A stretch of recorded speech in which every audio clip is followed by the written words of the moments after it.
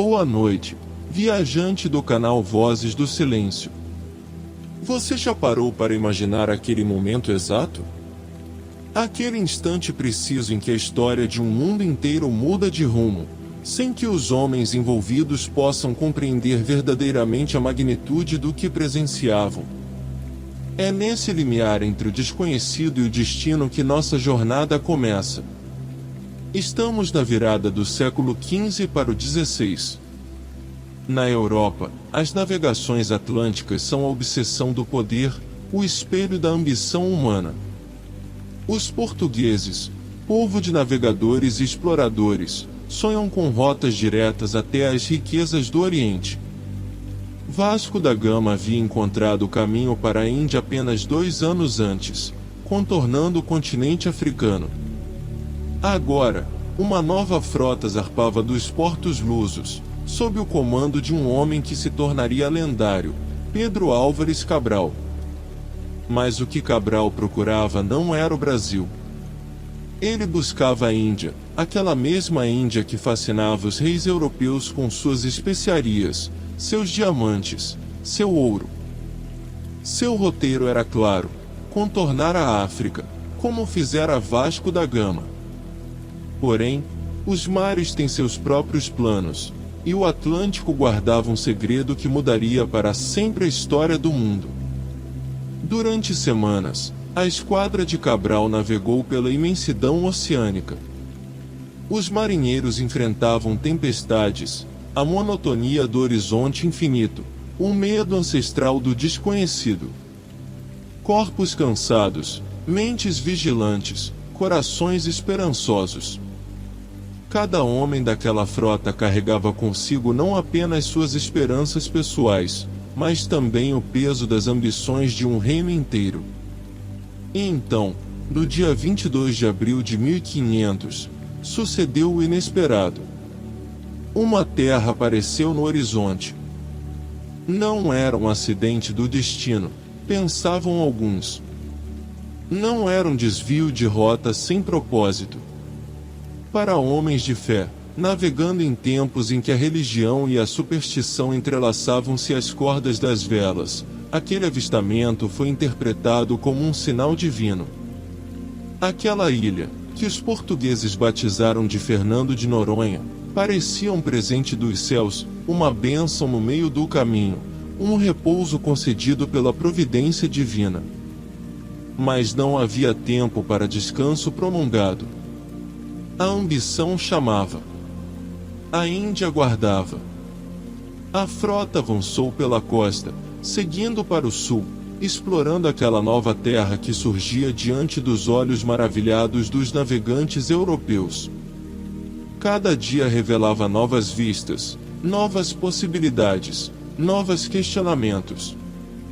Será que haviam chegado a um novo continente? Seria uma rota inesperada para a Índia? Os homens murmuravam conjecturas nos conveses do navio. 4 dias depois, em 26 de maio de 1500, a esquadra desembarcou em Pernambuco, naquilo que os portugueses chamavam de terra de Santa Cruz. Naquele momento, começava algo infinitamente maior do que qualquer um deles poderia prever. Não era apenas o início da exploração de uma terra nova. Era o princípio de um processo de colonização que duraria séculos, que transformaria povos, que reescreveria o mapa do mundo. A chegada desses primeiros europeus marcou o início de uma jornada épica repleta de encontros, conflitos, transformações e contradições que moldaram não apenas o Brasil, mas toda a trajetória da humanidade moderna. E é essa história, essa épica de descoberta, colonização, resistência, liberdade e construção que exploraremos juntos nesta noite, viajando desde aquele momento suspenso em 1500 até os dias que vivemos hoje.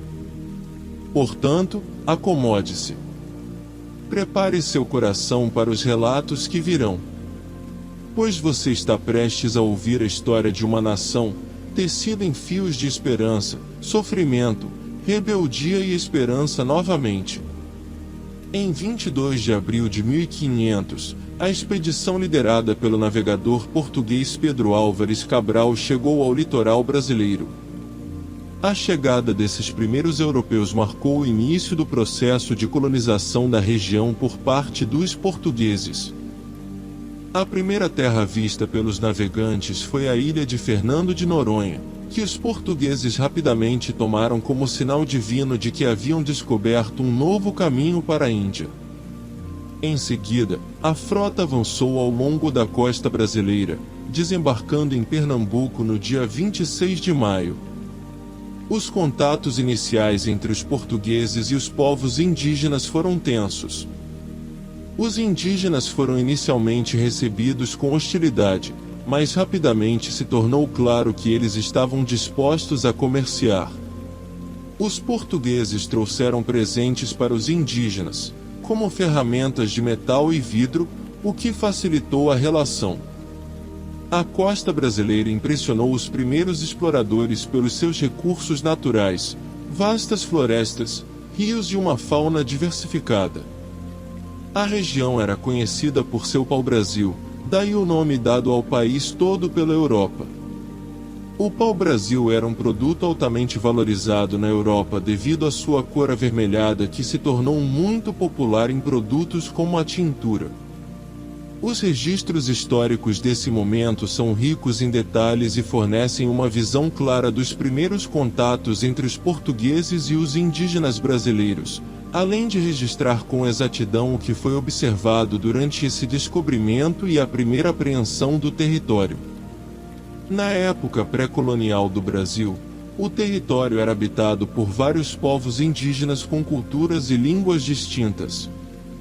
Entre eles estavam os Tupi, Guarani e Macro-G no sul e sudeste, enquanto os Caribe habitavam a região norte.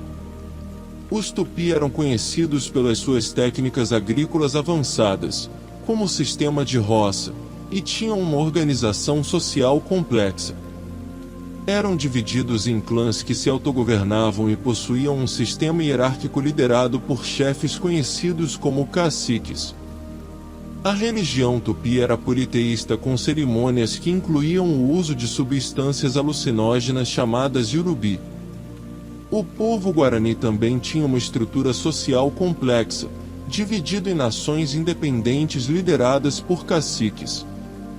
Sua religião envolvia a adoração do espírito da terra, chamado de Moi. Eles tinham uma cultura agrária forte e eram conhecidos pelas suas canoas construídas com habilidade. Os povos Macro-G estavam distribuídos por toda a região central do Brasil. Sua sociedade era baseada em aldeias autossuficientes, onde o trabalho agrícola era realizado coletivamente. Eles tinham uma cosmologia complexa e praticavam rituais religiosos. Os povos Cariri estavam na Amazônia e no Nordeste. Sua sociedade era guerreira e dividida em clãs que se uniam em confederações mais amplas. Eram conhecidos por seu sistema de parentesco matrilinear e a prática de canibalismo ritualístico. A população indígena no território brasileiro antes da chegada dos portugueses era estimada entre 2 e 5 milhões de pessoas, distribuídas em diversas tribos com suas próprias línguas e culturas. Em 1500, o navegador português Pedro Álvares Cabral chegou ao litoral brasileiro em busca de uma rota marítima para a Índia. Poucos anos depois, em 1501, os navegadores Leme e Caminha também exploraram a costa brasileira, estabelecendo o primeiro contato sistemático entre europeus e nativos brasileiros. Em 1502, a expedição de Pedro Álvares Cabral voltou à região, desta vez com a intenção de estabelecer relações comerciais. Ainda em 1502, Américo Vespúcio participou de outra viagem portuguesa, esta liderada por Gonçalo Álvares, que também explorou a costa brasileira. Em 1503, o navegador espanhol Vicente Yanes Pinzón chegou à região, chamando-a de Terra dos Poveiros.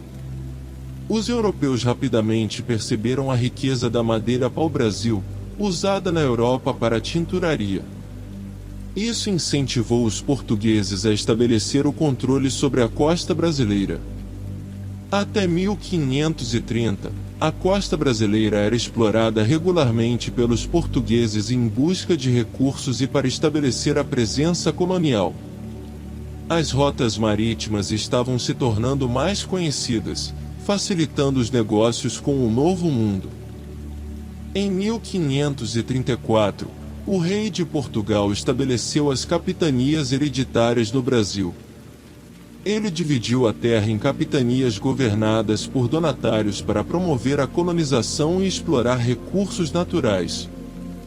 A divisão territorial das capitanias variava desde o Rio São Francisco até o Rio de Janeiro, com cada donatário responsável por sua respectiva área. Os donatários tinham poder para nomear autoridades locais e cobrar impostos, mas também estavam obrigados a defender os indígenas e promover o bem-estar da colônia. Porém, as capitanias enfrentaram desafios, com algumas fracassando por causa de resistência dos indígenas, falta de colonos ou administração ineficiente.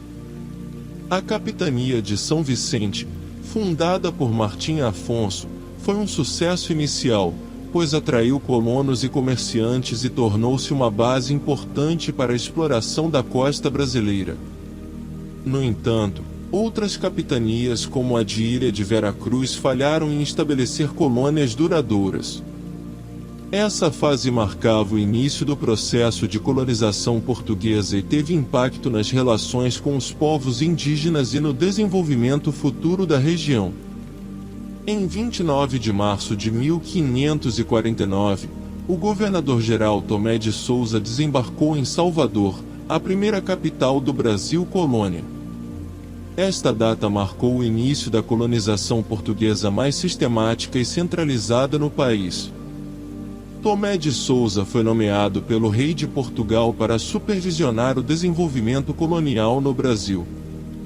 Sob seu comando, a estrutura administrativa passou por significativas alterações, com a criação do governo geral, que concentrou os poderes políticos, militares e econômicos nas mãos da coroa portuguesa.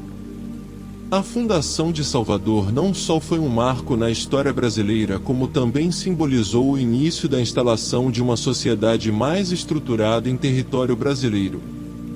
A cidade se tornou a principal porta de entrada para os europeus e também serviu como ponto estratégico no comércio de escravos africanos.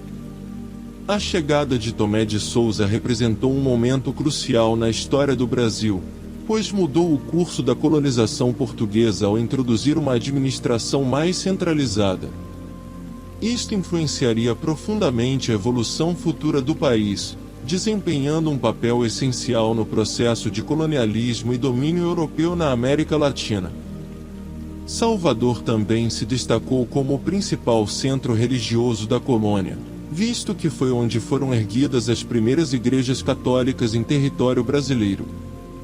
Esta cidade portuária continuaria a ser um ponto crucial no comércio e na influência cultural portuguesa por muitos anos.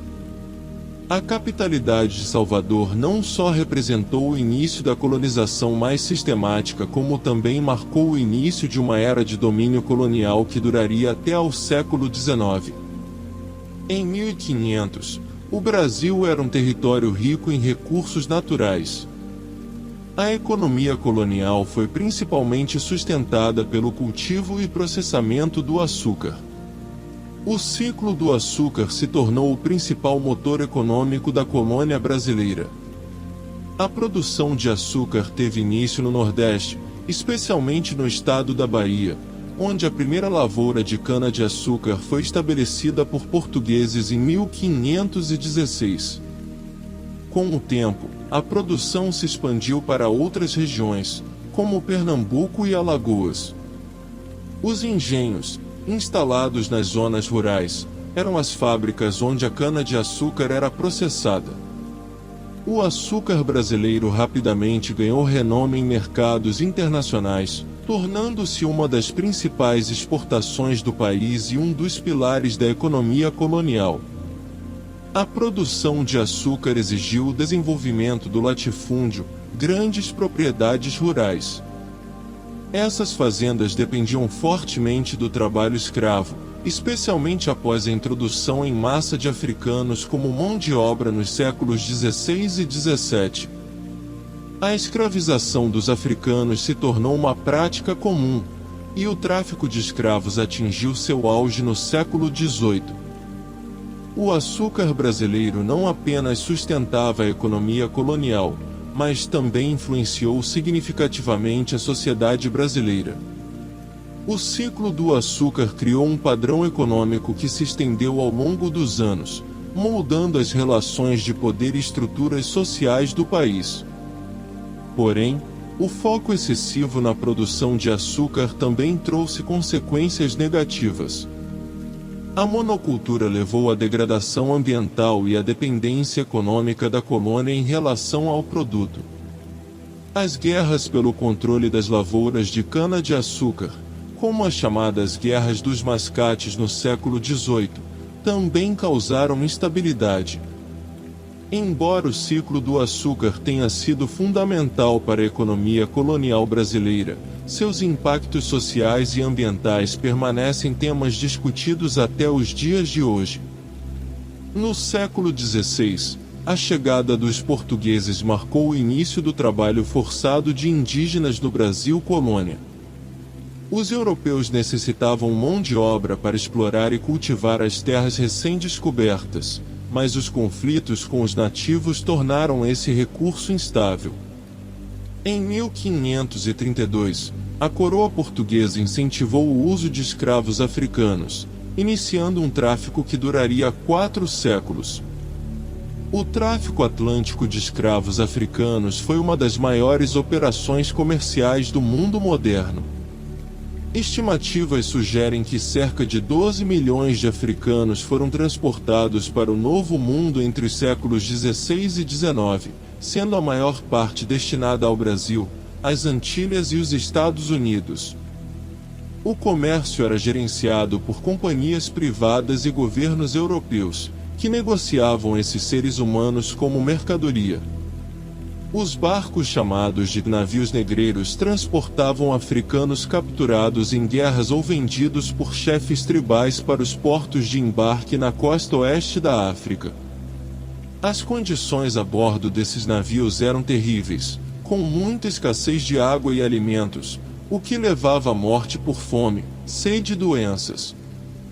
A estimativa é que entre 15% e 25% dos africanos morriam antes de chegar ao destino final no Novo Mundo. Esse número pode subir para até 40% em viagens mais longas ou em condições especialmente ruins. Uma vez no Brasil, os escravos enfrentavam trabalho extenuante nas lavouras de cana-de-açúcar, mineração e construção. As condições de vida eram duras, com moradia precária e dieta pobre, o que levava a altas taxas de mortalidade entre a população escrava. Ainda assim, os africanos conseguiram preservar sua herança cultural, inclusive através da religião, que misturou crenças tradicionais africanas com práticas católicas. Esta miscigenação cultural é hoje um patrimônio do Brasil e dos Estados Unidos, entre outros países afetados pelo tráfico de escravos. Ainda em 1888, a Lei Áurea aboliu a escravidão no Brasil, encerrando oficialmente este capítulo negro na história do país. A chegada dos portugueses ao Brasil em 1500 marcou o início de mais de 3 séculos de colonização europeia. O contato entre os povos indígenas e os colonizadores trouxe desentendimentos, culminando em várias guerras. Em 1560, a Confederação dos Tamoios formou-se como resposta aos ataques portugueses contra vários grupos indígenas. Comandada pelo chefe Tibiriça, este movimento uniu tribos como os Tupiniquins, os Tamoiões e outros, que se juntaram para resistir à colonização portuguesa. De 1654 a 1661, ocorreu a Guerra dos Pomeranos, na qual os indígenas do norte resistiram vigorosamente contra as incursões holandesas e portuguesas. Os guaranis no sul também se rebelaram, notadamente entre 1629 e 1631, quando o governador de São Vicente, Diogo Velho, tentou estabelecer uma redução em território guarani. A resistência indígena foi liderada pelo cacique Sepete Araju. As estratégias de defesa dos indígenas variavam de guerrilha ao uso do terreno e conhecimento da região, o que dificultava a movimentação das forças colonizadoras. No entanto, esses conflitos foram devastadores para os indígenas, levando a uma grave redução na população. A chegada de doenças trazidas pelos europeus, como varíola e sarampo, foi ainda mais letal, pois os indígenas não tinham imunidade contra essas enfermidades. Em muitos casos, a resistência indígena se dissolveu diante da praga sanitária. O impacto demográfico desses conflitos e das doenças foi dramático. Estima-se que a população indígena tenha diminuído de cerca de 2 milhões em 1500 para cerca de 60 mil no século XVIII. A colonização trouxe transformações profundas na sociedade brasileira, incluindo a mistura racial e cultural, mas também a perda da autonomia indígena e o declínio demográfico significativo dos povos originários. A presença francesa no Brasil teve início com a chegada de François Pirard de Laval em 1555, que fundou França Antártica, o primeiro assentamento francês no país. Este enclave econômico prosperou até ser abandonado em 1560. No século seguinte, os franceses tentaram estabelecer-se mais firmemente no Nordeste brasileiro, mas suas invasões foram rechaçadas pelas forças portuguesas. Em 1612, o governador de Pernambuco, André Fernandes, derrotou uma frota francesa que pretendia capturar a cidade. Entretanto, os conflitos luso-franceses não cessaram. Em 1693, durante a Guerra da Secessão Pernambucana, as forças portuguesas expulsaram novamente os franceses de sua última colônia no Brasil, o Fortaleza de São João na ilha de Maranhão. A presença francesa foi definitivamente extinta em 1808, quando Dom João VI, futuro regente do Reino Unido de Portugal, Espanha e Algarves, ordenou a expulsão dos últimos colonos franceses que ainda se encontravam no Brasil. Em 1549, os jesuítas chegaram ao Brasil como parte da expansão colonial portuguesa. Eles estabeleceram missões e aldeias indígenas com o objetivo de converter os nativos ao catolicismo. Usando estratégias de catequese, os jesuítas educavam os índios em rituais e doutrina cristãs. A educação nas colônias era uma das principais atividades dos jesuítas. Eles construíram escolas e ensinaram a ler e escrever em português e latim, além de instruir sobre agricultura, artesanato e outras habilidades práticas. Esta educação visava preparar os indígenas para uma vida cristã e produtiva. Apesar do propósito de converter os índios ao catolicismo, houve conflitos entre os jesuítas e outros colonos, que desejavam explorar os nativos como mão de obra escrava. Os jesuítas defendiam os direitos dos indígenas e tentaram protegê-los das práticas abusivas dos colonos. 1570, começam a surgir os bandeirantes paulistas, liderados por bandeirante famoso como Fernão Dias Pais Leme, que exploram o interior brasileiro em busca de riquezas. Essas expedições são financiadas por grandes fazendeiros e comerciantes de São Paulo. 1590, bandeiras partem de São Paulo rumo ao sul do Brasil, seguindo para o Paraná e Santa Catarina. Essa expansão territorial é motivada pelo desejo de escravos indígenas e riquezas naturais. 1630, com a chegada da prata no Peru, há um aumento na procura por ouro no Brasil. Em 1693, bandeirantes descobrem depósitos de ouro em Minas Gerais, provocando uma corrida ao ouro que iria mudar o mapa econômico do Brasil.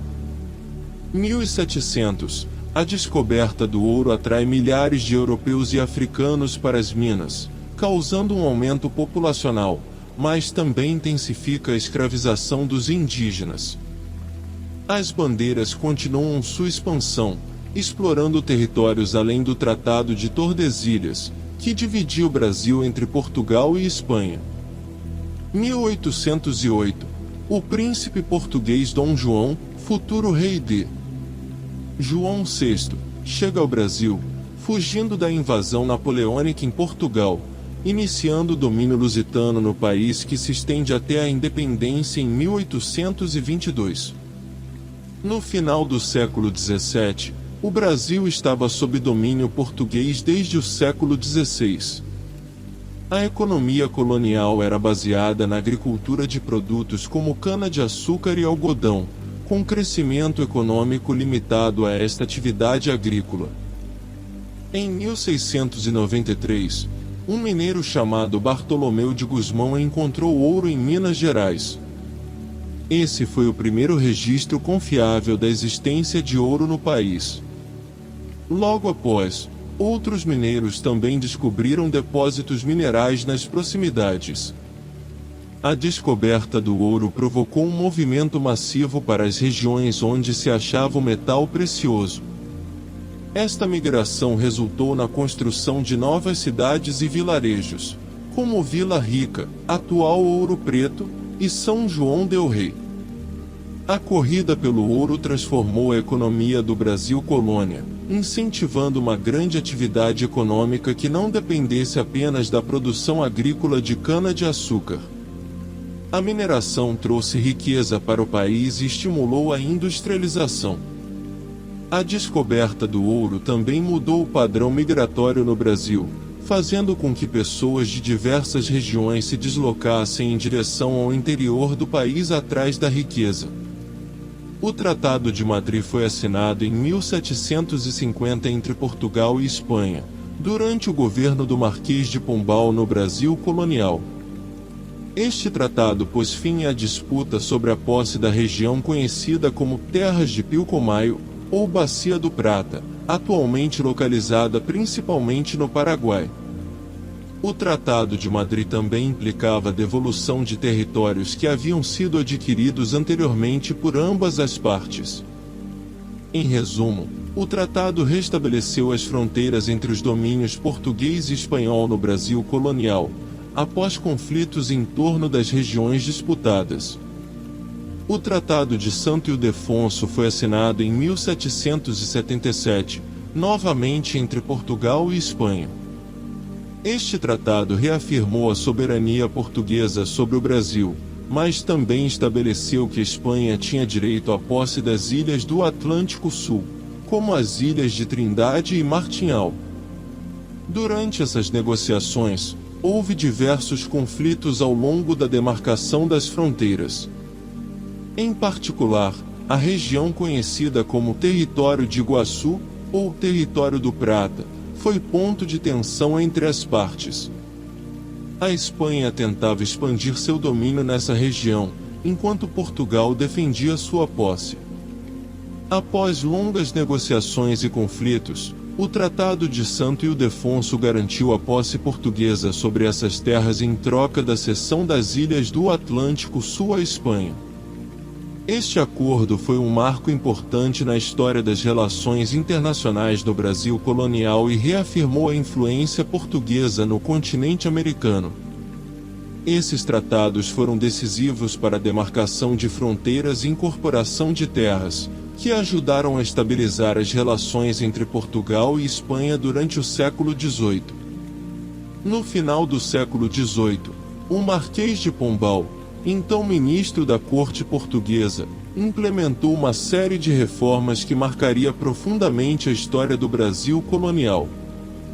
Foi durante um contexto de iluminismo, onde a racionalidade e a modernização passavam a ser os pilares do desenvolvimento. Pombal, em seu governo, decidiu secularizar o Estado, rompendo com a influência da Igreja Católica que até então tinha papel central nas decisões de governo. Esta atitude causou grande impacto, pois reduziu a interferência eclesiástica na administração colonial. Uma das medidas mais polêmicas e simbólicas foi a expulsão dos jesuítas da colônia brasileira. Os jesuítas tinham uma considerável influência econômica e social, controlando vastas extensões de terra produtivas e centros educacionais. A expulsão os levou ao exílio, dando aos governantes civis um maior controle sobre a colônia. Ainda assim, Pombal não se limitou apenas a remover influências religiosas. Ele também passou a modernizar o aparelho administrativo do Estado colonial, reformulando as estruturas burocráticas e melhorando os sistemas de cobrança de impostos. Buscava tornar o governo mais eficiente e menos corrupto. Ainda que algumas dessas mudanças não tenham sido totalmente bem-sucedidas em seus objetivos, elas foram significativas para a transição do Brasil colonial rumo a uma administração mais racional e moderna. Pombal, com suas reformas, deixou um legado importante no Brasil, influenciando o desenvolvimento subsequente do país. A Inconfidência Mineira de 1789 foi um movimento de inconformismo ocorrido no Brasil colônia, durante o período colonial português. Foi liderado por intelectuais e membros da elite mineira, que desejavam a independência do país em relação à metrópole portuguesa. O principal líder deste movimento foi Tiradentes, João Maria dos Santos, um ourives de João Pinheiro, na capitania de Minas Gerais. Além dele, outros participantes incluíam os padres Manuel da Borda e Antônio de Oliveira de Figueiredo, o Barão do Rio Branco, entre outros.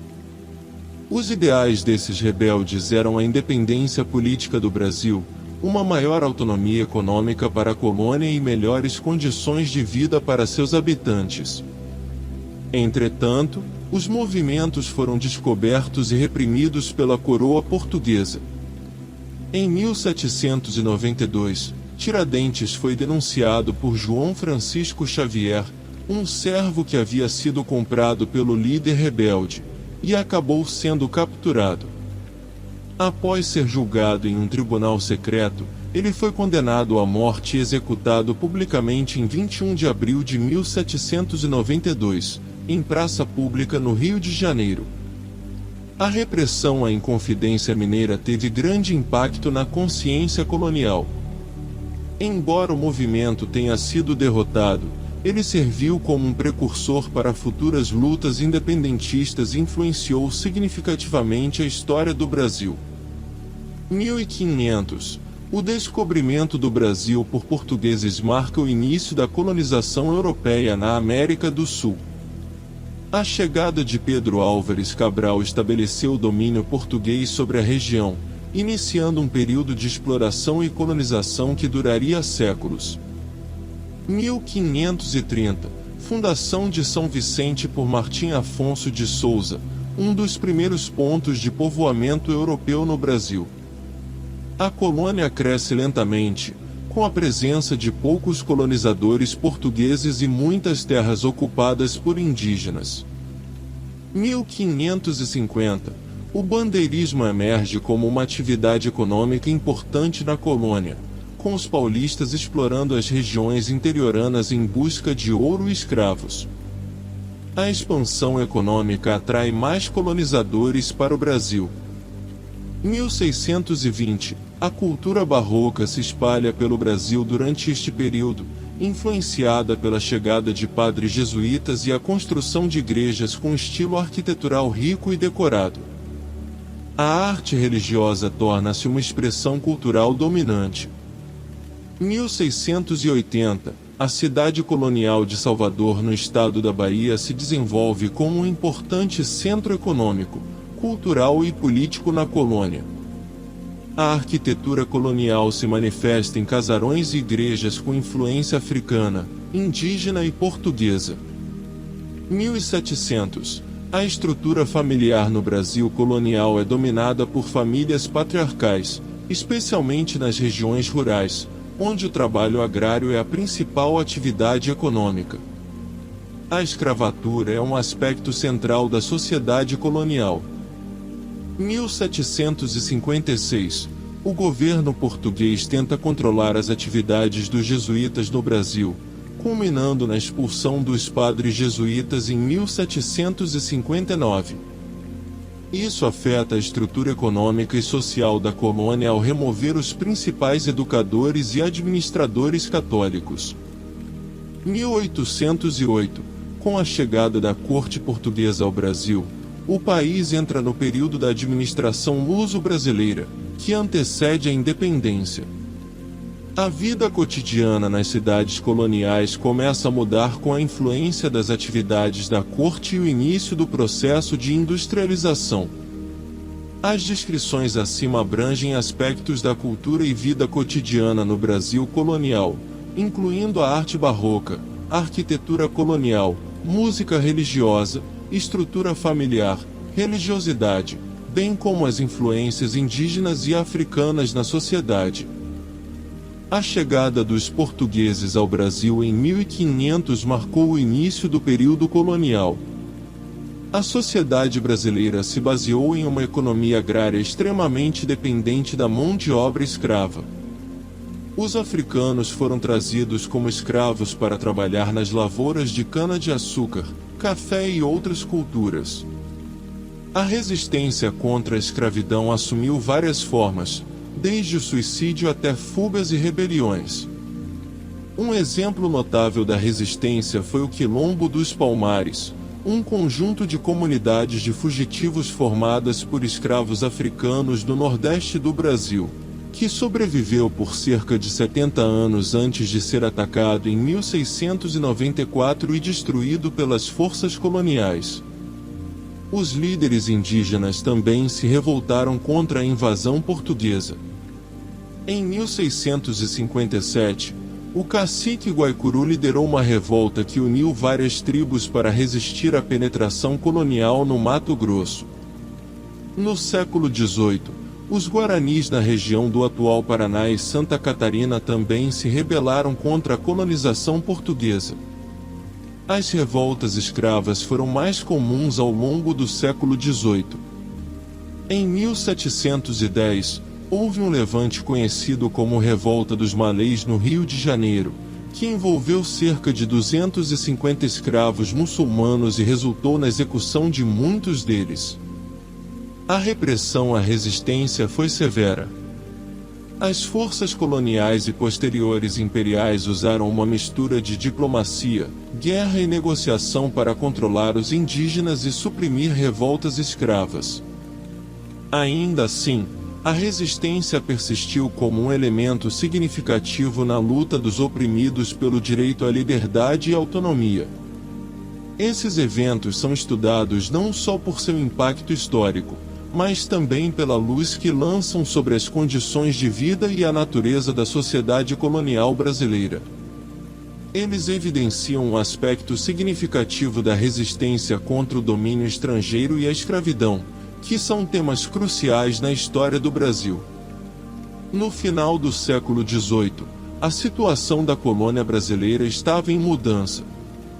O fim do antigo regime na Europa e as revoluções que abalaram os países europeus influenciavam o mundo colonial.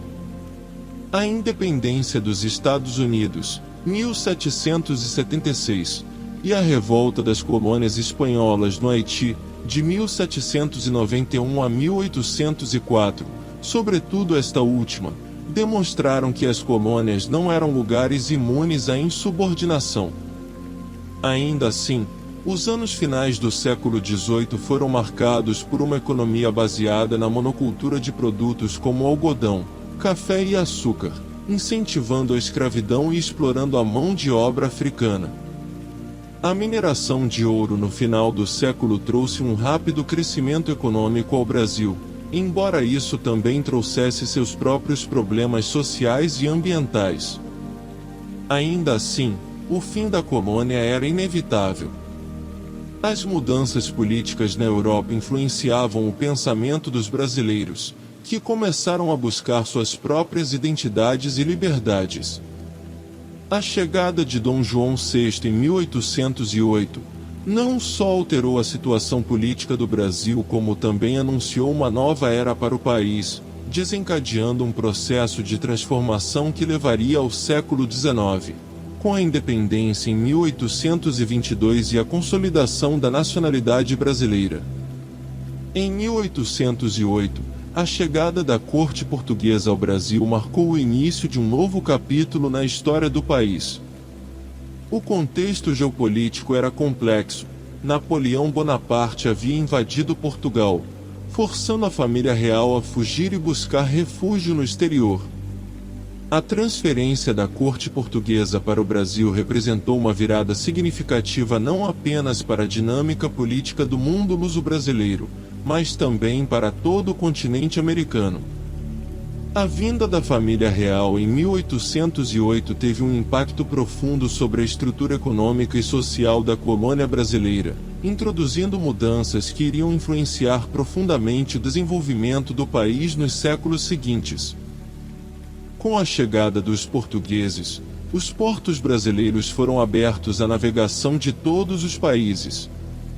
Este fato marcou o início da Revolução Comercial no Brasil e mudou drasticamente a economia colonial, que passaria a ter mais contato com o exterior, gerando um crescimento econômico significativo. Outro efeito importante foi a transformação de Salvador em metrópole. A chegada da corte portuguesa trouxe consigo uma diversidade cultural e social inédita para o Brasil, dando origem a uma nova realidade urbana no país.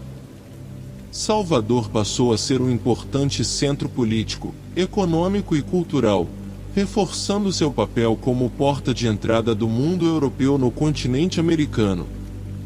A vinda da corte portuguesa ao Brasil também marcou o início da transição do Brasil de colônia para a independência. Enquanto a América Latina lutava por sua autonomia dos impérios coloniais, o Brasil ficaria ligado à metrópole portuguesa até 1822, quando Dom Pedro I declarou a independência do Brasil. A chegada da família real em terras brasileiras representou uma época de mudança e transformação. O Brasil passava a ser visto não mais como uma simples colônia, mas sim como um importante jogador no cenário internacional, influenciando o rumo histórico do país e do continente americano nos tempos seguintes. Esta chegada da corte portuguesa em 1808 marcou o início de uma nova era para o Brasil, trazendo mudanças econômicas, sociais e culturais que influenciaram profundamente o desenvolvimento do país ao longo dos anos. Em 1815, durante os conflitos napoleônicos, o Brasil foi elevado ao status de Reino Unido a Portugal e Algarves pelo rei português João VI. Esta mudança administrativa trouxe significativas alterações à estrutura política brasileira, refletindo-se em diversas reformas no país. Após a chegada do monarca português ao Brasil, diversos cargos governamentais passaram a ser ocupados por brasileiros, o que representou um avanço na participação da população local nas decisões de governo. No entanto, tal mudança também gerou tensão entre os brasileiros e os portugueses, exacerbando divergências e descontentamentos.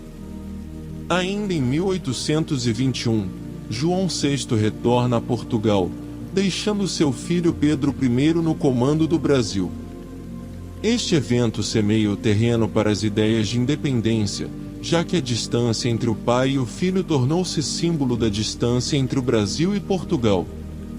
Em 1822, eclode a Revolução Pernambucana, movimento que buscava a separação do Brasil em relação à metrópole portuguesa.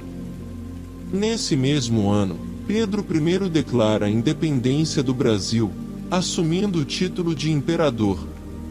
A elevação do status do Brasil para Reino Unido e as reformas implementadas durante esse período foram fatores que influenciaram diretamente na posterior emancipação do país em 1822. Essa transição marcante reflete a complexidade da história brasileira, onde diversos fatores interligados contribuíram para a formação de uma identidade nacional própria e independente. 1822, o Brasil declara sua independência do Império Português, um dos mais significativos eventos da história nacional. Dom Pedro I, filho de D. João VI e herdeiro do trono português, aceita a coroa brasileira após o retorno de seu pai para Portugal, em 1821. Influenciado por ideias liberais e pela crescente autonomia política no Brasil, Dom Pedro é aclamado como o primeiro imperador do país. Em 7 de setembro de 1822, ocorre o Grito do Ipiranga, um evento simbólico que marca a declaração da independência brasileira. Em 1 de dezembro do mesmo ano, Dom Pedro I é proclamado imperador no Paço da Independência em São Paulo. Apesar dos desafios internos e externos, o reconhecimento internacional da independência do Brasil se dá gradualmente. Nações como os Estados Unidos, Reino Unido e França estabelecem relações diplomáticas com o novo país, fortalecendo a posição brasileira no cenário global. A transição de domínio português para independente ocorre sem ruptura significativa nas estruturas governamentais. O modelo monárquico é mantido, e Dom Pedro I assume o papel de imperador, perpetuando o sistema colonial em uma nova fase da história brasileira. A independência do Brasil marca não apenas a libertação política, mas também o início de um novo período de autodeterminação e identidade nacional. O legado desse evento histórico se estende até os dias atuais, influenciando a sociedade e o governo brasileiros em suas múltiplas dimensões. No final do século XIX, o Brasil passou pelo que é conhecido como o Segundo Reinado, um período de relativa estabilidade política e econômica. A figura central deste tempo foi Dom Pedro II, que ascendeu ao trono em 1841 e governou até a proclamação da República em 1889. O Segundo Reinado foi marcado por uma relativa tranquilidade interna, com o país evitando guerras civis significativas durante esse tempo. Ainda assim, esse período também viu manifestações de insatisfação e movimentos republicanos que iriam culminar em mudanças no regime de governo. Dom Pedro II é muitas vezes lembrado como um monarca benevolente e erudito. Ele era conhecido por seu interesse em educação, ciência e tecnologia, encorajando a modernização do país. Durante seu reinado, o Brasil viu melhorias significativas em infraestrutura, com a construção de ferrovias, estradas e portos.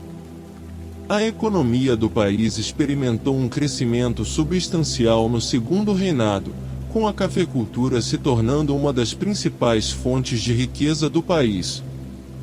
A exportação de café para o mercado internacional contribuiu para a acumulação de capital e investimentos em outros setores da economia. No cenário global, o Brasil do Segundo Reinado manteve relações diplomáticas com as principais potências mundiais da época, como os Estados Unidos, a Inglaterra e a França. Embora tenha tentado manter uma posição neutra nas questões internacionais, o país se envolveu em conflitos como a Guerra do Paraguai, de 1864 a 1870, que expandiu seu território e influência na região. As relações com os Estados Unidos foram essencialmente positivas durante este tempo. O Brasil foi um dos primeiros países a reconhecer a independência dos Estados Unidos em 1823, e as duas nações construíram laços comerciais significativos. Ainda assim, o governo brasileiro tentou manter uma distância de influências estrangeiras, buscando autodeterminação no contexto internacional. Em resumo, o Segundo Reinado foi um período marcado por desenvolvimento econômico e relativa estabilidade política no Brasil, com Dom Pedro II como sua figura central. Apesar da pressão crescente pelos movimentos republicanos, o país continuou a expandir seu alcance e influência no cenário internacional, mantendo-se atento às mudanças globais enquanto buscava seu próprio caminho no mundo. No século XIX, o café se tornou a base da economia brasileira, especialmente no Vale do Paraíba e em Minas Gerais.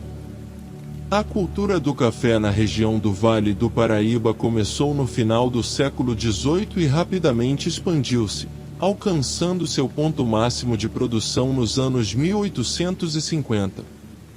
A exportação de café era um dos principais motores econômicos do Brasil naquele tempo. O produto era enviado para a Europa, especialmente para a França e o Reino Unido, gerando riqueza significativa para os produtores e o governo nacional. A atividade do café não apenas criou uma classe de latifundiários rica, como também influenciou positivamente outras áreas da sociedade brasileira. A produção de café no Vale do Paraíba foi a principal força motriz por trás do desenvolvimento das infraestruturas regionais, incluindo estradas e ferrovias. Essas melhorias na infraestrutura permitiram que o café fosse transportado com mais eficiência para os portos de exportação ao longo da costa brasileira. A riqueza gerada pelo café não apenas mudou as estruturas sociais, mas também influenciou a arquitetura e a cultura regional. A prosperidade do setor levou à construção de muitas grandes casas e chácaras, algumas das quais ainda hoje sobrevivem como testemunho da era do café. A importância econômica do café continuou até o início do século XX, quando a concorrência com outros países produtores e uma série de pragas prejudicaram a indústria. No entanto, a influência do café na economia brasileira e nas estruturas sociais persistiu por décadas. Em 1822, o Brasil se separou de Portugal e Dom Pedro I tornou-se seu primeiro imperador. Em 1889, a República Federativa do Brasil substituiu o Império Brasileiro após a deposição de Dom Pedro II. Durante o Império, de 1822 a 1889, a Igreja Católica teve um papel central na vida religiosa e social brasileira. Contudo, o crescimento do republicanismo no século XIX questionou a influência da Igreja sobre a sociedade. A separação entre Igreja e Estado ocorreu após a proclamação da República em 1889. O novo regime buscava construir um Estado laico livre das influências clericais, refletindo a filosofia republicana de separação entre religião e Estado. As relações diplomáticas com a Santa Sé foram afetadas por este processo. Em 1889, o Papa Leão XIII expressou decepção com os eventos no Brasil, em particular a deposição do imperador Dom Pedro II, que era visto como o protetor da Igreja. O novo regime republicano, liderado por Prudente de Moraes, buscou estabelecer relações diplomáticas mais firmes com a Santa Sé.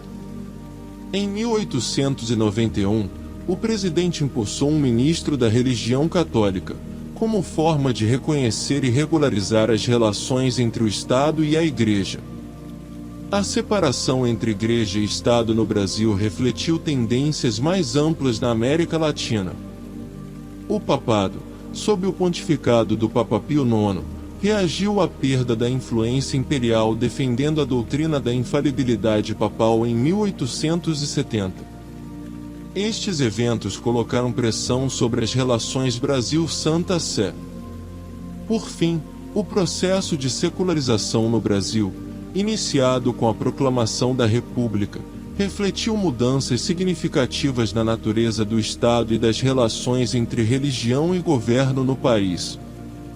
A Lei Eusébio de Queiroz, de 1850, foi o primeiro passo significativo para o fim da escravidão. A lei tornou o tráfico de seres humanos ilegal e previa a libertação de todos os escravos que ingressassem no país após sua promulgação. Em 1871, A lei do ventre livre garantiu a liberdade para todos os filhos de mulheres escravizadas nascidos a partir da lei. No entanto, isso não implicava na libertação imediata dos próprios escravos, apenas no fim da herança da condição escrava nos próximos nascimentos. A Lei Áurea, sancionada em 1888 pelo imperador Dom Pedro II, foi o marco final do período de escravidão no Brasil. A lei aboliu a escravidão em todo o país e libertou todos os escravos, independentemente da idade ou condição de nascimento. Além das leis promulgadas pelo Poder Executivo, diversos movimentos sociais influenciaram para o fim da escravidão no Brasil. Grupos como o abolicionismo brasileiro, liderado por figuras como José do Patrocínio e André Rebouças, pressionavam a favor da abolição. As consequências da extinção da escravidão foram múltiplas e profundas na sociedade brasileira. A força de trabalho escrava desapareceu abruptamente, causando impactos econômicos e sociais significativos. Muitos ex-escravos enfrentaram dificuldades para se adaptar à nova realidade de trabalhadores livres, o que exigiu mudanças no sistema de relações de trabalho. A abolição da escravidão não resolveu imediatamente as desigualdades raciais e econômicas no país. No entanto, marcou um ponto de virada na história brasileira, contribuiu para a construção de uma sociedade mais igualitária e influenciou o processo de formação da República em 1889. A Guerra do Paraguai, também conhecida como Guerra da Tríplice Aliança, ocorreu entre 1864 e 1870. O Brasil participou ao lado do Uruguai e da Argentina contra o Paraguai, sob o comando do presidente paraguaio Francisco Solano Lopes. Em 1865, a Tríplice Aliança assinou o Tratado de Paz e Amizade, formando uma aliança defensiva e ofensiva contra o Paraguai. A guerra foi desencadeada após o Paraguai invadir o Brasil em 1864, resultando na ocupação paraguaia da província brasileira do Mato Grosso e no cerco à fortaleza de Campo Grande. A participação brasileira foi significativa, com a contribuição de tropas, material bélico e logística. A guerra causou enormes perdas para todos os países envolvidos, principalmente ao Paraguai, que sofreu uma alta taxa de mortalidade entre sua população masculina adulta. As consequências da Guerra do Paraguai foram profundas para o Brasil. A ascensão da influência militar após a guerra trouxe mudanças na estrutura do exército brasileiro e no papel das forças armadas no país. O custo humano foi altíssimo, com milhares de mortos e feridos, e o custo econômico também foi significativo, com o financiamento da guerra afetando a economia brasileira.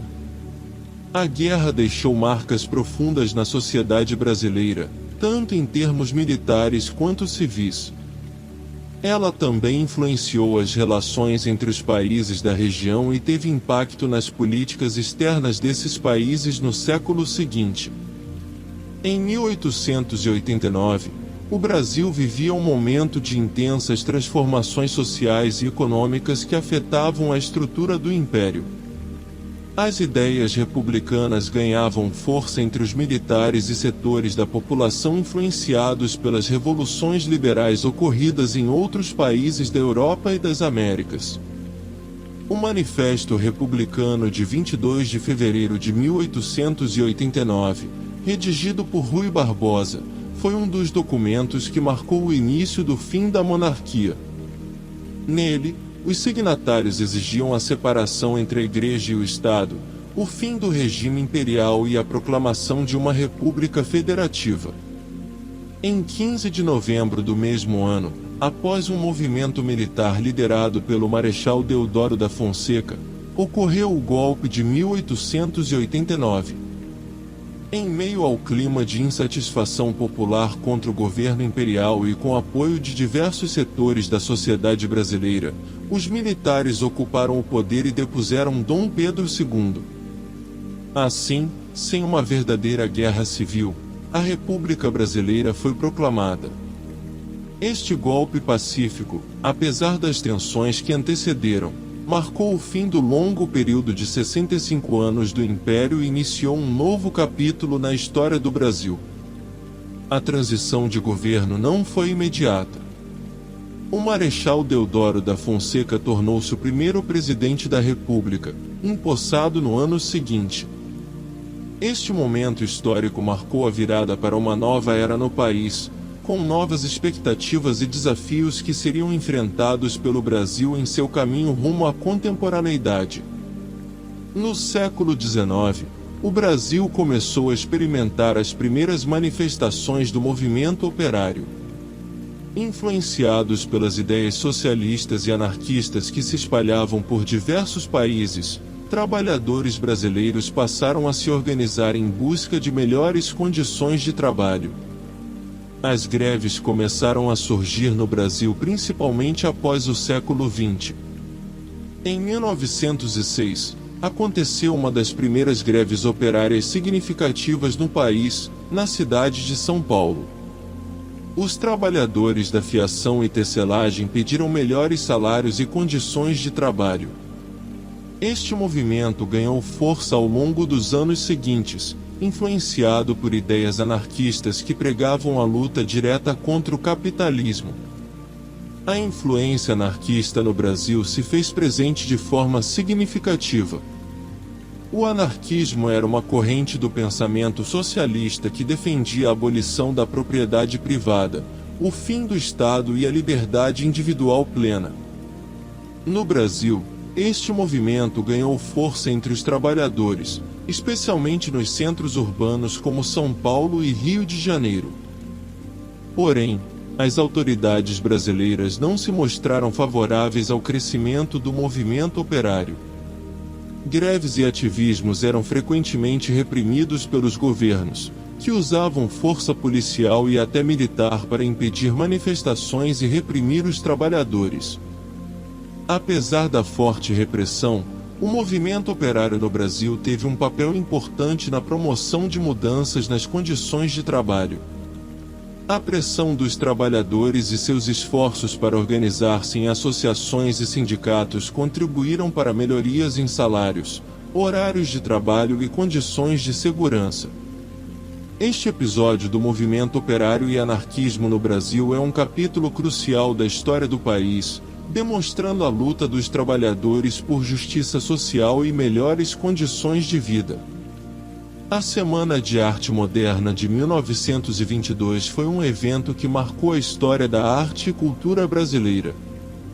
Realizado em São Paulo, representou uma contestação às estruturas artísticas tradicionais, buscando inovação e identidade nacional. Organizado pioneiramente por um grupo de artistas reunidos em torno do jornal Claxon, o evento foi influenciado pelas correntes modernistas internacionais, como o expressionismo alemão e o cubismo espanhol. A semana durou cerca de 10 dias e atraiu atenção nacional e internacional. Ela apresentou uma variedade de manifestações artísticas, incluindo pintura, escultura, música, dança e poesia, muitas vezes em um único local como o Teatro Municipal de São Paulo. A diversidade de estilos e a combinação de vários meios artísticos foram características marcantes do evento. O objetivo da semana era promover uma nova visão da arte no Brasil, que refletisse melhor a realidade nacional e fosse mais criativa e livre. Isso influenciou significativamente o desenvolvimento posterior das artes plásticas, da arquitetura e da literatura no país. O evento também chamou atenção para a importância de São Paulo como um centro cultural no Brasil. Até então, Rio de Janeiro tinha sido o principal polo cultural do país. A Semana de Arte Moderna de 1922 pode ser visto como o início da consolidação de São Paulo como uma cidade culturalmente importante. A semana também influenciou outros movimentos culturais e artísticos no Brasil, como o modernismo na literatura, que se manifestou em obras de autores como Mário de Andrade e Oswald de Andrade. Esses escritores e artistas buscavam uma linguagem mais própria para expressar a identidade brasileira. O legado da Semana de Arte Moderna é ainda hoje visível na arte brasileira, especialmente no que se refere à busca pela originalidade e ao uso de influências internacionais. O evento também ajudou a estabelecer uma identidade cultural mais forte para o Brasil em um momento crucial de sua história. A Semana de Arte Moderna de 1922 foi uma época de inovação, descoberta e criatividade para os artistas brasileiros. Foi um período que ajudou a definir o curso da arte no país e influenciou movimentos culturais subsequentes, continuando a exercer sua influência até os dias atuais. A semana não apenas trouxe uma nova visão de arte para o Brasil, mas também chamou a atenção do mundo para a riqueza cultural do país. O evento marcou o início da consolidação de São Paulo como um importante polo cultural no Brasil e influenciou significativamente o desenvolvimento das artes plásticas, da arquitetura e da literatura no país. O legado da Semana de Arte Moderna é ainda hoje visível na arte brasileira, especialmente no que se refere à busca pela originalidade e ao uso de influências internacionais. O evento também ajudou a estabelecer uma identidade cultural mais forte para o Brasil em um momento crucial de sua história. A Semana de Arte Moderna de 1922 é considerada hoje como um marco da arte modernista no Brasil, e seu impacto pode ser sentido até os dias atuais. O Estado Novo foi um regime autoritário que governou o Brasil entre 1937 e 1945, durante a presidência de Getúlio Vargas. Este período caracterizou-se por uma ditadura em que os direitos individuais foram reprimidos, a liberdade de expressão censurada e a sociedade organizada de acordo com modelos corporativistas. A adoção de leis especiais permitiu que o governo controlasse as atividades políticas e sociais. A imprensa foi sujeita à censura estatal, e os partidos políticos foram proibidos, dando ao regime um caráter único no contexto latino-americano. A estrutura corporativista do Estado Novo pretendia criar uma sociedade harmoniosa e organizada. Entretanto, isso se deu através da repressão a qualquer forma de oposição, seja ela política, sindical ou intelectual. Os meios de comunicação foram usados para propagandas que exaltavam o regime, em muitas vezes distorcendo a realidade. Ainda assim, apesar das aparentes semelhanças com regimes fascistas europeus da época, o Estado Novo brasileiro apresentou algumas diferenças. Por exemplo, não se baseou em um partido único e teve uma visão mais pragmática sobre a participação de setores da sociedade civil, embora isso estivesse sujeito à estrita supervisão governamental. Este regime autoritário marcou profundamente a sociedade brasileira, tanto na sua estruturação quanto no seu pensamento coletivo, e suas consequências são sentidas até os dias de hoje. No final da Segunda Guerra Mundial, em 1945, o Brasil se tornou um dos principais atores do cenário internacional. A participação brasileira na guerra foi determinante para a vitória aliada e fortaleceu sua posição no contexto global. Em 1939, o Brasil declara guerra à Alemanha após ataques às forças navais britânicas no Oceano Atlântico. Este é um ato de solidariedade ao lado dos aliados, apesar do país não ter sido diretamente invadido durante a guerra. Em 1942, a participação brasileira se intensifica quando o governo decide enviar tropas para combater no exterior. O Brasil envia quase 25 mil homens para lutar na Itália, sendo que muitos destes soldados são de origem afro-brasileira.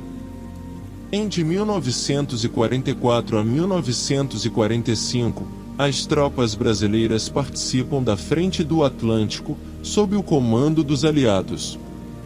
Este envolvimento no teatro de operações europeu é uma das maiores contribuições do Brasil para a vitória aliada na Segunda Guerra Mundial. A participação brasileira não se limita ao combate militar. A economia brasileira também faz sua parte durante a guerra, fornecendo importantes recursos como borracha e café aos aliados. Em 1945, com a derrota da Alemanha e do Japão, o Brasil emerge como uma potência regional mais forte no cenário internacional. Esta nova posição é reforçada ao mesmo tempo em que se fortalece a indústria nacional e se amplia a influência política brasileira. A participação brasileira na Segunda Guerra Mundial não apenas contribuiu para a vitória aliada, mas também marcou o início de um novo papel do Brasil no mundo. A partir daí, o país começa a construir sua imagem e seu lugar como uma nação relevante nos assuntos internacionais. De 1808 a 1945, Império e República no Brasil. Mas a história não termina em 1945, querido viajante. Pelo contrário, aquele momento de glória e esperança no cenário internacional seria apenas o prólogo de uma longa e turbulenta saga que moldaria a identidade brasileira pelos próximos 81 anos. A chegada da vitória aliada trouxe para o Brasil não apenas reconhecimento internacional, mas também uma questão fundamental e urgente: quem governaria este país agora que as ditaduras caíam pelo mundo? A redemocratização inicial, os anos de esperança, de 1945 a 1964. Com a vitória dos aliados consumada, a pressão por mudanças internas no Brasil tornou-se irresistível. Getúlio Vargas, o homem que havia conduzido a nação através de uma ditadura chamada Estado Novo desde 1937, viu seu poder se esvair como areia entre os dedos. No dia 29 de outubro de 1945, os militares depostos, os mesmos que haviam apoiado Vargas, decidiram que era hora de mudança. A Quarta República, também conhecida como República Populista, nasceria das cinzas do autoritarismo, inaugurando um período de 20 anos de democracia imperfeita mais vibrante. O presidente eleito foi Eurico Gaspar Dutra, que tomou posse em 1946 com uma nova Constituição em mãos. O Brasil se alinhou incondicionalmente aos Estados Unidos na nascente Guerra Fria, uma decisão que moldaria a política externa brasileira por décadas. A economia experimentava uma euforia inicial, as reservas cambiais acumuladas durante a guerra permitiram uma liberalização das importações que ficou conhecida como a farra dos importados, um período curto de aparente abundância que logo se transformaria em crise. Mas foi durante o segundo governo de Getúlio Vargas, de 1951 a 1954, que a verdadeira transformação econômica começaria. Vargas abraçava um nacionalismo econômico que desagradava profundamente os interesses estrangeiros. A criação da Petrobras em 1953, após uma campanha popular que ecoava pelo Brasil inteiro com o grito "O petróleo é nosso", representava a afirmação de que os recursos naturais brasileiros pertenciam aos brasileiros. Essa batalha ideológica entre o nacionalismo desenvolvimentista e o liberalismo pró-capital estrangeiro se tornaria a marca registrada dos anos que se seguiriam. Nenhum presidente, porém, capturou melhor o otimismo da época do que Juscelino Kubitschek. Com seu lema 50 anos em 5, JK prometia acelerar o desenvolvimento como poucos haviam feito antes. Seu plano de metas foi um ambicioso programa que priorizava a industrialização pesada, a expansão da infraestrutura energética e rodoviária. O crescimento anual médio do PIB atingiu impressionantes 7%, enquanto a indústria crescia 80% durante seus 5 anos de governo. Brasília, a capital futurista construída do zero no coração do país, emergiu como símbolo vivo dessa modernização, uma cidade projetada por Oscar Niemeyer e inaugurada em 1960, representando o Brasil que acreditava poder alcançar qualquer coisa. Porém, os custos dessa aceleração vertiginosa eram enormes. A inflação disparava, a dívida externa crescia, e as desigualdades sociais se ampliavam paradoxalmente enquanto o bolo econômico se expandia. O Brasil vivia uma contradição característica: crescimento impressionante combinado com aprofundamento da pobreza e da concentração de renda. O golpe, o momento em que a democracia tropeçou, 1964. E então, no início de 1964, uma força inexorável se mobilizou contra a democracia. João Goulart Jango, como era carinhosamente chamado, havia retornado ao presidencialismo em 1963 e propôs as chamadas reformas de base, desapropriação de terras, nacionalização de refinarias de petróleo, reforma eleitoral que garantisse o voto para analfabetos, reforma universitária. Para os conservadores, para os militares, para os grupos ligados ao capital estrangeiro, essas propostas representavam nada menos que uma ameaça comunista.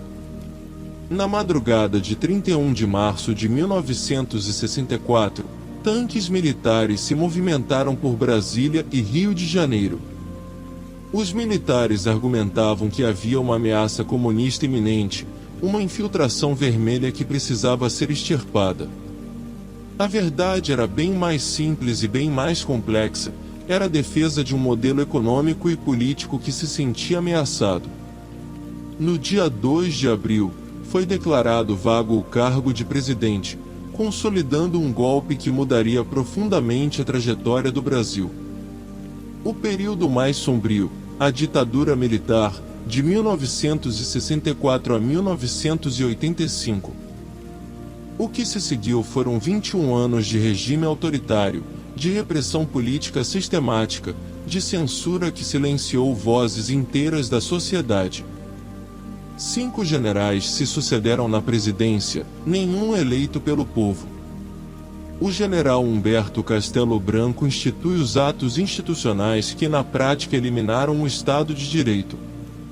Em 1965, o Inteligência Artificial 2 extinguiu os partidos políticos, mandatos de presidência para eleições indiretas e autorizou a cassação de direitos políticos. Mas havia uma contradição fundamental no coração da ditadura brasileira. Ao mesmo tempo em que perseguia, torturava e desapareceu com centenas de opositores, particularmente através da criação do DOI-CODE em 1969, o regime vivia um período de crescimento econômico extraordinário.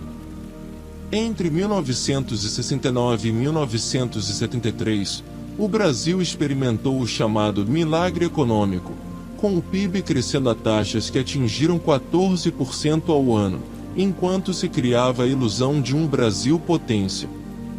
As pessoas eram proibidas de falar criticamente sobre o país, mas podiam consumir mais do que antes. Era a famosa frase dos anos de chumbo. O milagre e os anos de chumbo coexistiam negando-se. A dívida externa crescia vertiginosamente, financiando grandes obras públicas como a Transamazônica e a hidrelétrica de Itaipu. O Brasil se endividava para parecer potência, vendendo seu futuro para exibir um presente brilhante. Quando, em 1973, a crise do petróleo explodiu no mundo, o Brasil descobriria que havia construído um castelo de areia. A transição dolorosa, abrindo a jaula, de 1974 a 1985. Durante o governo do general Ernesto Geisel, de 1974 a 1979, a ditadura iniciou uma distensão gradual, não uma democratização genuína, mas uma abertura controlada que mantinha o poder militar firmemente nas mãos. O Inteligência Artificial 5, o ato institucional mais repressivo, foi revogado em 1979, durante o governo do general João Batista Figueiredo. A Lei da Anistia de 1979 permitiu que líderes políticos exilados retornassem ao país, reenergizando a resistência democrática. A economia, porém, desabava. A década perdida de 1980, como seria chamada, viu a inflação disparar e o crescimento econômico desacelerar drasticamente. De 1980 a 1989, o PIB cresceu apenas 56%, comparado com os 124% da década anterior. A dívida externa estrangulava o país. O governo Figueiredo enfrentava uma crise geral de legitimidade. E então, em 1984, um movimento popular extraordinário emerge nas ruas brasileiras. O movimento Diretas já convocava massas de pessoas para clamar pelo retorno das eleições presidenciais diretas. Apesar de não conseguir aprovar a emenda constitucional que buscava, o movimento havia reconquistado a esperança e a mobilização popular. Os brasileiros não aceitariam mais ser governados sem voz. No dia 15 de janeiro de 1985, o Colégio Eleitoral, um corpo de políticos, não do povo, elegeu Tancredo Neves, um político moderado que encarnava a promessa de transição democrática. Mas na noite anterior à sua posse, Tancredo adoeceu. Nunca mais se recuperaria. Aos 75 anos, Tancredo Neves faleceu no Hospital da Base em Brasília, e seu vice-presidente, José Sarney, um político ligado à velha oligarquia, assumiu a presidência de uma nação que chorava a morte de um símbolo. A nova república, reconstruindo a democracia, de 1985 a 1990. O governo Sarney, de 1985 a 1990, herdava uma nação partida, esperançosa de um lado, cética do outro. A principal tarefa era convocar uma Assembleia Constituinte que reescrevesse as regras do jogo político. Em junho de 1985, Sarney enviou ao Congresso a convocação de uma Assembleia para elaborar uma nova Constituição. No dia 2 de fevereiro de 1987, com o deputado Ulisses Guimarães na presidência, começaram os trabalhos que duraram um ano e meio de debate intenso, repleto de reviravoltas políticas e negociações acaloradas. Mas havia um detalhe importante: a Assembleia Constituinte era composta pelos próprios membros do Congresso Nacional, o que significava que havia ainda senadores e deputados nomeados pela ditadura, os chamados senadores bionicos. Apesar dessa limitação, o processo foi mais democrático do que muitos esperavam, com a participação ativa da sociedade civil, que enviou mais de 80 mil propostas para serem discutidas. No dia 5 de outubro de 1988, a nova Constituição foi promulgada. Apelidada de Constituição Cidadã pelo próprio Ulisses Guimarães, ela representava uma virada radical em relação ao texto anterior. A nova Constituição ampliava as liberdades civis, criminalizava o racismo, expandia os direitos trabalhistas, fortalecia o poder judiciário, criava mecanismos de proteção social como o SUS, Sistema Único de Saúde, e garantia direitos fundamentais que haviam sido suprimidos durante a ditadura. O Plano Cruzado, lançado por Sarney em 1986 como tentativa de controlar a inflação, fracassou espetacularmente. Assim como seus sucessores, o Plano Bresser e o Plano Verão. O Brasil vivia na era dos choques heterodoxos, tentativas desesperadas de controlar uma inflação que crescia como uma hidra de múltiplas cabeças. O retorno às urnas, a esperança renovada, de 1989 a 1990. Finalmente, no dia 15 de novembro de 1989, o Brasil realizou suas primeiras eleições presidenciais diretas desde 1960. Era um momento épico. O povo escolheria seu próprio destino. E escolheu Fernando Collor de Mello, um jovem governador de Alagoas que prometia combater a corrupção e modernizar o país. Ninguém sabia que estavam elegendo um homem que seria empeachado em pouco mais de 2 anos, a primeira remoção presidencial por impeachment na história republicana brasileira. Reformas, privatização e estabilização, de 1990 a 2002. O governo Collor iniciou de forma caótica, com o confisco dos depósitos bancários através do Plano Collor, uma medida que traumatizou toda uma geração de brasileiros e destruiu confianças. O crescimento econômico naquele ano foi de menos 4,3%, mergulhando o país em recessão profunda. O impeachment veio em 1992, após uma série de escândalos de corrupção, e Itamar Franco assumiu a presidência de forma interina. Foi durante o breve governo Itamar, de 1992 a 1994, que o economista Fernando Henrique Cardoso, como ministro da Fazenda, implementou o Plano Real em julho de 1994. O Plano Real foi bem sucedido onde os anteriores fracassaram. Controlou a inflação através da criação de uma nova moeda atrelada ao dólar americano e da implementação de um rigoroso regime de austeridade fiscal. A inflação, que havia alcançado patamares astronômicos, foi finalmente domesticada. Eleito presidente em 1995, Fernando Henrique Cardoso governou durante 2 mandatos, de 1995 a 2002, sob a bandeira do neoliberalismo.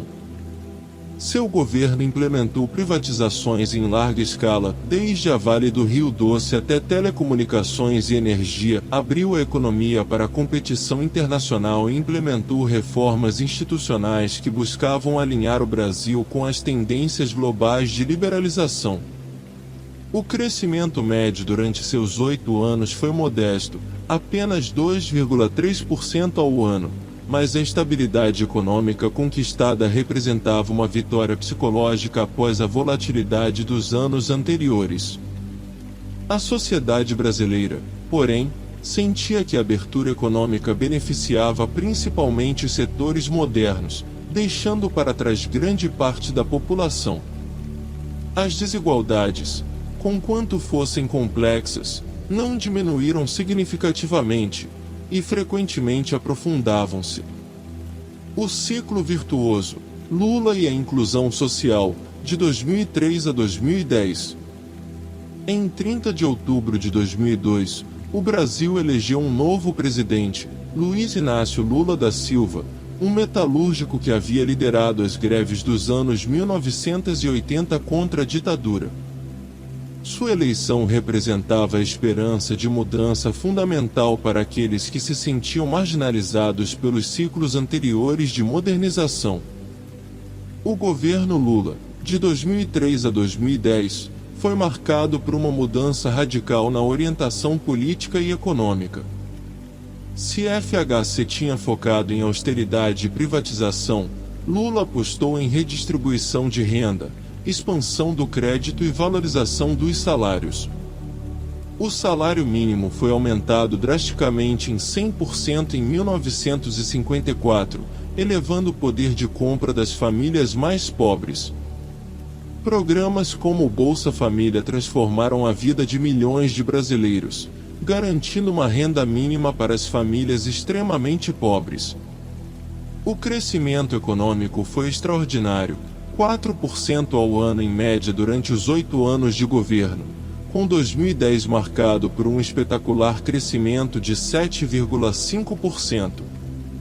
O PIB total cresceu 32,7% durante o período, e mais importante ainda, as desigualdades começaram a diminuir genuinamente.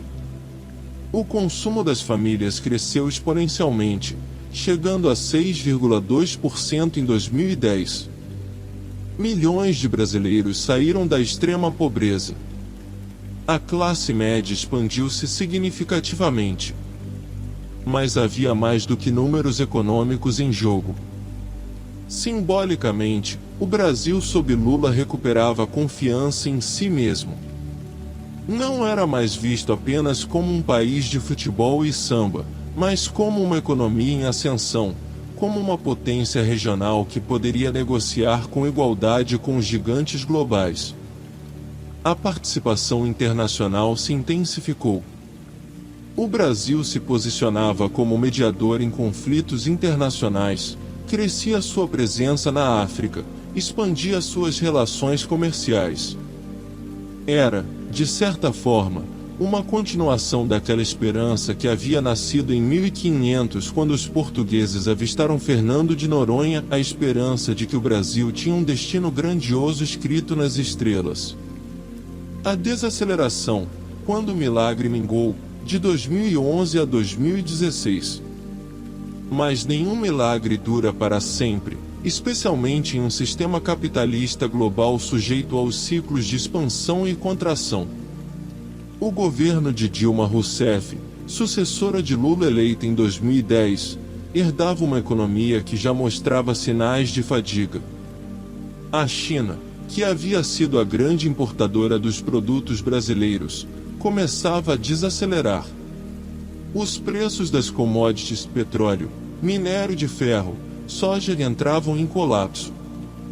Dilma tentou implementar uma nova matriz econômica que buscava mudar o modelo de crescimento, passando de um modelo baseado no consumo para um modelo baseado no investimento produtivo. Mas a execução foi desastrosa. A inflação disparou para 10,67% em 2015, alcançando o teto da meta de inflação. O desemprego cresceu. O crescimento do PIB caiu para uma média de 2,2% ao ano no primeiro mandato, e de 2015 a 2016 o país entrou em recessão profunda. Mas havia um fator ainda mais importante que econômico em jogo. A Operação Lava Jato, uma investigação anticorrupção que havia começado com a tradicional elite empresarial, começava a atingir figuras políticas próximas ao governo e ao próprio PT. A polarização política se intensificava. A oposição, derrotada em 4 eleições sucessivas, 1998, 2002, 2006, 2010, decidiu romper as regras do jogo institucional. No Congresso Nacional, uma coalizão opositora engajava-se no que seria conhecido como sabotagem política. Apresentavam pautas-bomba, projetos que aumentavam gastos públicos ou reduziam receitas para inviabilizar o governo. Bloqueavam sistematicamente qualquer iniciativa presidencial. A presidente, que havia sido legitimamente reeleita em 2014, se via impedida de governar pelos próprios poderes que a Constituição de 1988 havia distribuído. Em 31 de agosto de 2016, após um processo de impeachment no qual muitos juristas não conseguiam identificar crime de responsabilidade algum, o Senado Federal removeu Dilma Rousseff da presidência. Assim terminou, não por voto popular, mas por manobra política, a hegemonia que a esquerda havia construído desde 2002. Era um momento em que a democracia institucional sobrevivia, mas sua lógica democrática, governar com legitimidade política, havia sido desafiada. O retorno da austeridade, os anos de retrocesso, de 2016 a 2018. Michel Temer, o vice que havia sido eleito com Dilma mas que não a apoiava politicamente, assumiu a presidência com um projeto claro: reverter as políticas de Lula e Dilma através de uma contrarreforma neoliberal. A reforma trabalhista foi aprovada, enfraquecendo significativamente os direitos dos trabalhadores conquistados após 1988. Um teto de gastos foi imposto à União, que limitava drasticamente os gastos públicos independentemente de necessidades sociais. Empresas estatais eram privatizadas em processos frequentemente questionáveis. O Brasil voltava a uma orientação que privilegiava o capital financeiro sobre a inclusão social, o mercado sobre o Estado como provedor de bens públicos. O caos democrático, Bolsonaro e a tentativa de golpe, de 2019 a 2023. Em 2018, o Brasil elegeu Jair Bolsonaro, um ex-capitão do Exército que havia votado a favor do golpe de 1964 como deputado federal. Sua campanha explorava o descontentamento com a corrupção denunciada pela Lava Jato, a recessão econômica, e alimentava discursos de ódio contra grupos minoritários, especialmente a população LGBTQ+.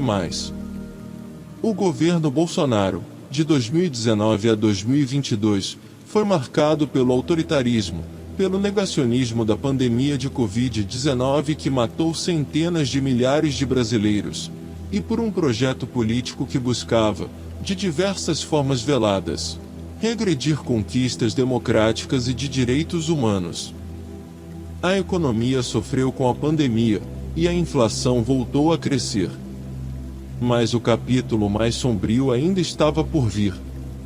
Após perder para Lula em 2022, por uma margem apertada de votos, 300 mil votos apenas os separavam, Bolsonaro e seus apoiadores recusaram-se a aceitar o resultado das eleições. Questionaram sistematicamente a legitimidade das urnas eletrônicas, disseminaram notícias falsas, e organizaram mobilizações que escalaram em violência progressiva. No dia 8 de janeiro de 2023, poucos dias após a posse de Lula para seu terceiro mandato, apoiadores de Bolsonaro invadiram o Palácio do Planalto, o Congresso Nacional e o Supremo Tribunal Federal em Brasília. Foi uma tentativa de golpe de Estado franqueado em direto nas redes sociais, em uma mistura de teatro político e terrorismo que chocou o mundo.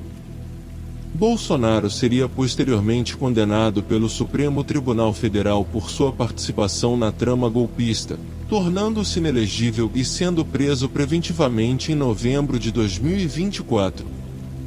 O retorno e o desafio do presente, Lula III e o Brasil em 2026. Eleito novamente em 2022, Lula retornava ao poder em janeiro de 2023 com a tarefa hercúlea de reconstruir a confiança nas instituições democráticas.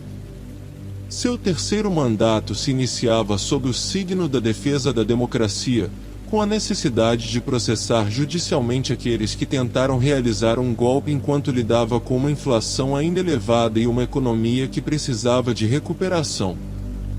O Brasil de 2026 é um país complexo e contraditório, como tem sido ao longo de toda a sua história. É uma nação que viveu 5 séculos de exploração colonial, século e meio de império, 70 anos de república oligárquica, 20 anos de democracia populista, 21 anos de ditadura militar, e mais de 3 décadas de democracia institucional com seus avanços e retrocessos. Os números econômicos de 2026 mostram uma nação que ainda recupera o ritmo anterior. O crescimento varia entre 2% e 3% ao ano. A inflação ainda flutua, mas o Brasil mantém sua posição como a 8ª maior economia do mundo. Mas números são apenas números. O que importa é o significado político e social. 81 anos depois da participação brasileira na Segunda Guerra Mundial, o país continua buscando seu lugar no mundo. Continua oscilando entre o nacionalismo desenvolvimentista e o alinhamento com potências estrangeiras. Continua enfrentando desigualdades profundas que resistem a décadas de políticas redistributivas. Continua navegando as águas turbulentas entre a tentação autoritária e a consolidação democrática. Os desafios do Brasil em 2026 são tão imensos quanto seus recursos. Há a questão da educação, ainda marcada por profundas desigualdades. Há a questão do meio ambiente, particularmente a proteção da Amazônia, que não apenas é patrimônio brasileiro, mas mundial. Há a questão da desigualdade de gênero, de raça, de classe que marca toda a sociedade. Há a questão de como se relacionar com potências estrangeiras, especialmente com os Estados Unidos sob Donald Trump, sem perder a autonomia nacional. As eleições presidenciais de 2026 já pairam no horizonte, com Lula buscando um quarto mandato enquanto a extrema-direita tenta reconstruir seu projeto político apesar da prisão de seu principal figura. É um momento de encruzilhada, de incerteza, de possibilidades tanto positivas quanto aterradoras. O que fica claro é isto: o Brasil nunca caminhou em linha reta. Sempre foi caracterizado por transformações vertiginosas, por esperanças que emergem das cinzas do desespero, por crises que parecem insuperáveis mas que, de alguma forma, o país encontra meios de suplantar. Não porque seja imortal ou invulnerável, mas porque possui uma população que, apesar de tudo, segue acreditando que as coisas podem ser diferentes. De 1500 até hoje, o Brasil é a história de um encontro que mudou o mundo. É a história de povos que resistem. É a história de esperança contra esperança, de democracia sendo constantemente testada mas não completamente destruída, de um povo que segue, contra todos os prognósticos de quem vê apenas números em planilhas, acreditando que outro Brasil é possível.